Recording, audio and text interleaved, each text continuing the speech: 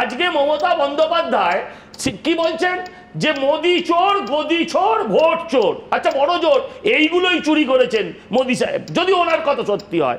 আমি আপনাকে বলছি মমতা ব্যানার্জি চোর নয়, আমি এখানে বলছি মমতা চোর, মমতা চোর, মমতা চোর। চাকরি চোরের নাম কি আপনি বলুন, বলতে পারবেন না এখন কারণ ক্যামেরা অন আছে, কিন্তু আপনি জানেন পশ্চিমবঙ্গের 26,000 মানুষের চাকরি যিনি চুরি করেছেন। আমার সংস্কৃতি নয় যে চোর এবং ডাকাত বলবো, তাহলে তো বিরাট 4-5টা লিস্ট দিতে হবে চোর ডাকাতের লিস্ট করতে গেলে। আমার বক্তব্য হচ্ছে মমতা বন্দ্যোপাধ্যায় চাকরি চুরি করেছেন, এটা প্রমাণিত।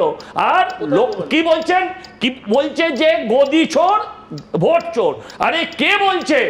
চোরের মাসি নয়, চোরের পিসি, আর ভাইপো 7 লাখ ভোট চুরি করে যিনি আজকে পার্লামেন্টে গিয়েছে। আপনার সময় কথা বলিনি, আপনার সময় কথা বলিনি। আমি আপনার কাছে জানতে চাই, আপনারা আমাকে বলুন যে কি বলছেন যে আজকে বাংলা বাঙালি নিয়ে আলোচনা হবে, আর বাংলায় যেখানে বাংলা কথা বলছে সেখানেই নাকি হামলা হচ্ছে।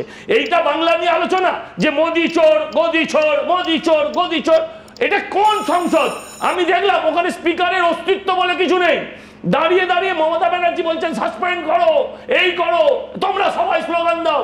এটা কোন? এই যে বলেছেন আপনি রাস্তার লোক, আমি বলছি বিশ্বনাথ দা, আমি এটা নিশ্চয়ই বিশ্বাস করি। রাস্তার লোক মানে গরিব মানুষকে বলেননি, সাধারণ মানুষকে বলেননি, বলেছেন যারা রাস্তায় পাড়ায় এই ধরনের কথা বলে তারা ওইখানে গিয়ে এই ধরনের কথা বলছে। ঠিকই তো, এই ধরনের মানুষকে যদি আমরা পার্লামেন্টে পাঠাই, আমরা যদি লোকসভায় পাঠাই, আমরা যদি বিধানসভায় পাঠাই, তাহলে এই ঘটনাই ঘটবে।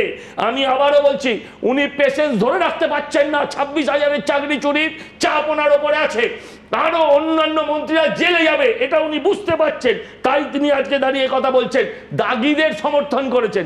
একজন দাগি না হলে দাগিদের সমর্থন করে না, একজন অযোগ্য না হলে আরেকজন অযোগ্যকে সমর্থন করে না।